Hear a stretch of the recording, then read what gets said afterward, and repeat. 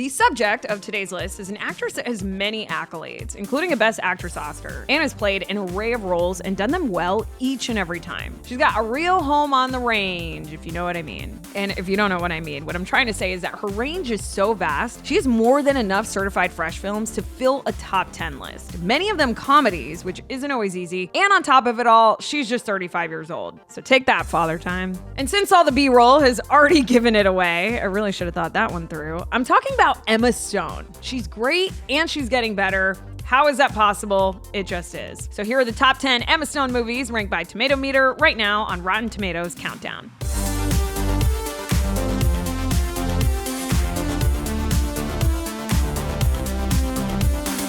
Starting with number 10, Croods: A New Age. Kicking things off is this 2020 animated flick, which is a sequel to The Croods released 7 years earlier. Emma Stone was among the star-studded voice cast that returned for the second one, along with Nicolas Cage and Ryan Reynolds. Emma plays the oldest daughter of a cave people-like family who leads the way when it comes to trying new things, and she has the scars to prove it. Whoa, what's that mark on your wrist? Oh, this is just a scar. Scar? Yeah, from a thorned crab. No big deal. Whoa! And that? Razor worm, What about that one? scorpion badger, swamp snake, sky snake, volcano, end of the world. My little sister, she bites a lot. And my dad doesn't even know about this one. Whoa, peanut toe. In the second offering, the Crude family finds themselves in an idyllic new paradise to live, except for one little evolutionarily more advanced family in their way. And you try saying that word on your first try. It took me like 3. Evolutionarily. The animation for Crude's A New Age was finished up back when COVID first started, and it came out in November of 2020, but it still managed a decent box office haul and a Golden Globe nomination. And if I had to put my money on it, I'd say a lot of it was thanks to Emma Stone's voice performance. Number 9, Crazy Stupid Love. This 2011 film stars Steve Carell as Cal, the family man who suddenly finds himself single and over 40. So he looks to Ryan Gosling's Jacob, who's a hit with the ladies, to help him find his way. And while Jacob does help Cal learn how to navigate the fickle world of dating, it turns out that Jacob is unknowingly dating Cal's daughter, played by Emma Stone. Needless to say, that makes for a fun scene when it all comes to a head. Nana! Hi, guys. Hi, sweetheart. Hi. What's going on? Oh, I don't know. Some game. He won't let me take this dumb blindfold off. Cal, Is that him? What are you doing here? what are you doing here? Wait, you guys know each other? What's going on? What are you doing here? Hey, Nana. Hi, Robbie. Hey, Nana. Hi, cutie. Jacob, it's so nice to meet you. I've heard so many wonderful things about you from Nana. I'm sorry, what's an Anna? I'm a Nana. You know, I couldn't see Hannah when I was little. How do you know my dad? God, I love that scene so much. Stone held her own among a loaded cast that also included Julianne Moore and Marissa Tomei. So much so that Stone actually won People's Choice and Teen Choice Awards for her performance, both comedically and otherwise. And critics loved Crazy Stupid Love for its unabashed sweetness and terrifically talented cast. Meanwhile, the rest of us love it for the dirty dancing style lift that Ryan Gosling and Emma Stone do. I mean, it is so smooth. Number 8, Battle of the Sexes.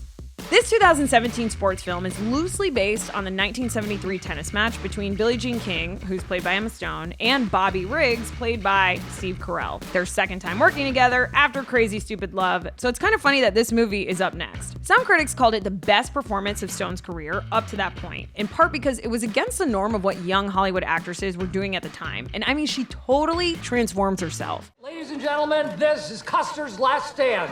This is the lobber versus the lever.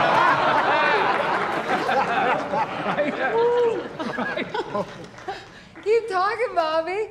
The more nonsense you spout, the worse it's gonna be when you lose. Well, I'm the ladies' number 1. I'm the champ. Why would I lose? Because dinosaurs can't play tennis. Potential schedule conflicts briefly put Brie Larson in the role of Billie Jean instead, but Emma worked it out and ran with the role. She met with Billie Jean King to prep and also studied old interview footage to get King's accent and tennis style down. Emma also put on 15 pounds via some high-calorie protein shake, which kind of sounds really good all of a sudden. Number 7, Easy A. This teen rom-com from 2010 was inspired by the 1850 novel The Scarlet Letter by Nathaniel Hawthorne. The 1850s, I mean, talk about a throwback. It features Emma Stone in the lead role as a buttoned-up young lady named Olive who decides to spice up her boring weekend story by telling her friend that she actually lost her V card even though she didn't. But that lie ends up spreading, courtesy of a character played by Amanda Bynes, and the school starts to view Olive in a whole new light, one that she actually embraces. Hey, Anson. Hey. I just realized the funniest thing. My name is an anagram for I love. What's an anagram? Look it up, big boy. What's your problem? You really want to know what my problem is? No, that was a rhetorical question. I don't want to know anything from you. We are not friends anymore. Oh. We are officially over. Oh, rats. Hey, I want my juicy sweatshirt back. It's way too loose around your chest anyway. Ooh, burn. With the help of veteran actors like Stanley Tucci, Patricia Clarkson, and Lisa Kudrow, Emma Stone was a hit with critics who called her, quote, irresistibly charming, which is so accurate. And that's made even more impressive by the fact that she actually ad-libbed some of the more memorable lines during filming too, according to director Will Gluck. And sure enough, she got a Golden Globe nomination for Best Actress in a Comedy or Musical. Number 6, Superbad. This 2007 comedy marked the film debut for Emma Stone, who plays a high school student named Jules. Now, written by Seth Rogen and Evan Goldberg and loosely based on their own experiences, the film follows two high schoolers played by Michael Cera and Jonah Hill who are trying to have a very memorable night. And Jules is a love interest for the latter, trying her darndest to be cool about it all. You're like the coolest person that's ever talked to me. I thought we'd both be drunk. What does me being drunk have anything to do with it? Ever get with me if you were sober? Look at you. Look at me. Seth, come on, you didn't blow it. I think maybe... What the Help me. Now, Emma Stone actually won the title of Exciting New Face at the now defunct Young Hollywood Awards for her role in this. And since that fact is kind of weak, I should probably also mention that Superbad, which was a box office success, is considered one of the best comedies of the 2000s. And it uses the F word 176 times across 113 minutes with an average of 1.6 F words per minute. And it's probably the reason Jonah Hill has a screen time record for curse words over Samuel L. Jackson, which I don't think Jackson's too happy about.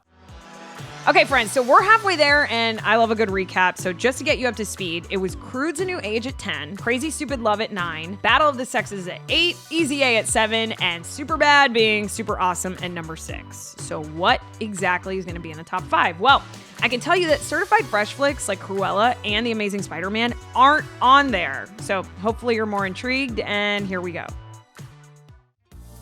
Number 5, Zombieland.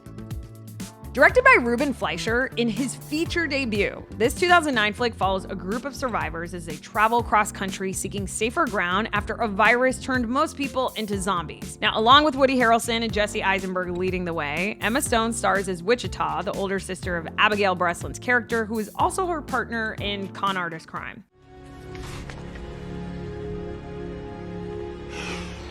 I love you. I love you too.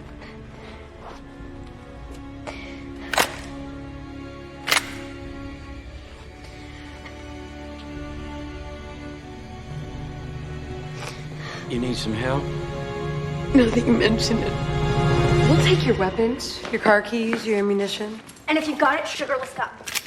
What the Zombieland would become the top-grossing zombie movie in the United States until World War Z took the crown in 2013. But of course, that was good enough for a sequel, so Zombieland Double Tap, with Emma Stone and the others returning, got even more praise from critics and more dollars from moviegoers. Number 4, La La Land. This 2016 musical dramedy was written and directed by Damien Chazelle, and it stars Ryan Gosling as a struggling jazz pianist and Emma Stone as an inspiring actress in LA. Now, it was actually a pretty perfect role for Emma, who herself became an aspiring actress in LA at the age of 15, so she was actually able to put a lot of her own knowledge into the performance. Plus, she said that she's loved musicals since seeing Les Miserables at the age of 8, and actually first met director Chazelle while she was making her Broadway debut in Cabaret in 2014. I guess he saw something. If you're the someone ready to be found, someone ready, do what you need to do till they discover you and make you more than who you're seeing now. So with the stars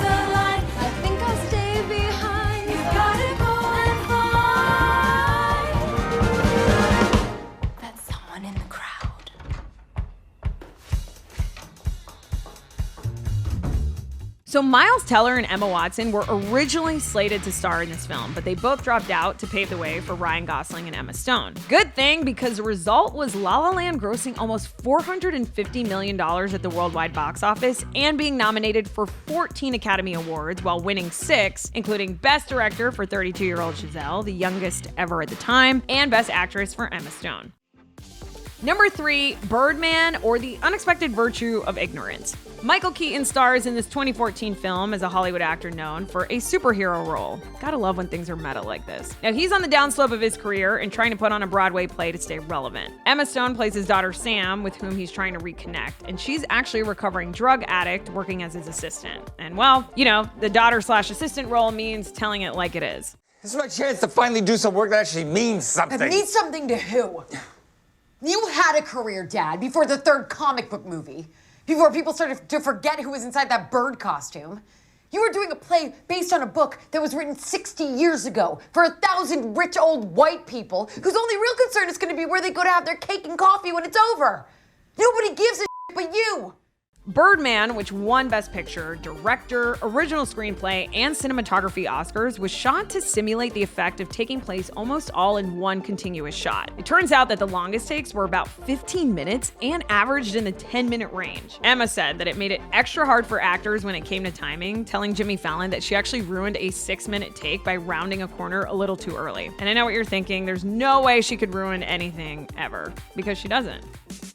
Number 2, The Favorite. Released in 2018, this dark comedy finds Emma Stone in 18th century Great Britain. And there she plays one of 2 cousins, the others played by Rachel Weisz, who are vying to become the favorite of a frail queen played by Olivia Colman, who actually won the Best Actress Oscar for this. Abigail? If you forget to load the pellet, the gun fires, makes a sound but releases no shot. It is a great jape, do you agree? Yes. Maybe we will think of a use for it one day. Sometimes it is hard to remember whether you have loaded the pellet or not. I do fear confusion and accidents. I'm sure people will be careful. Now, The Favorite was directed by Yorgos Lanthimos, who apparently takes his casting very seriously. Emma Stone actually reached out to him to get an audition, and he had her worked with a dialect coach so that she could work freely without the accent becoming a hindrance. I guess it worked. The critics dug this one, and they praised Lanthimos for, quote, getting roundly stellar performances from his well-chosen stars. I mean, that is something to shoot for, being roundly stellar. And finally, number 1, Poor Things. Speaking of Yorgos Lanthimos and Emma Stone, they are clearly a match made in heaven, because this black comedy was directed by the former and stars the latter, with both serving as producers. So Emma Stone leads the way, along with names like Mark Ruffalo, Willem Dafoe, Rami Youssef, and Gerard Carmichael. It's based on the 1992 novel of the same name about a young Victorian woman, who's played by Emma Stone, who is resurrected by a scientist after committing suicide. But then she runs off with a corrupt lawyer to really find herself. These two are fighting, and ideas are banging around in Bella's head and heart like lights in a storm. Oh. You're always reading now, Bella. You're losing some of your adorable way of speaking. I'm a changeable feast, as are all of we. Apparently, according to Emerson, disagreed with by Harry. Come, just come. You were in my son. The film was just released this fall and has already made waves. I mean, clearly considering its placement on this list, plus it won the highest prize after premiering at the Venice Film Festival. And obviously with such a high certified fresh tomato meter score, Poor Things is a hit with critics, who call it a bizarre, brilliant tour de force for the director and actor combo. And okay, sorry, now that is something to shoot for, being bizarre and brilliant. But obviously I would love to be called roundly stellar as well. Well, friends, you are roundly stellar, and we did it. I don't know about you, but this list totally makes me want to watch movies with Emma Stone in them. I mean, she really knows how to pick roles. For more on all these movies that we discussed today, be sure to hit up RottenTomatoes.com. Thank you so much for checking out today's list. Until next time, I'm your host, Naz Perez, and we'll see you back here for more Rotten Tomatoes Countdown.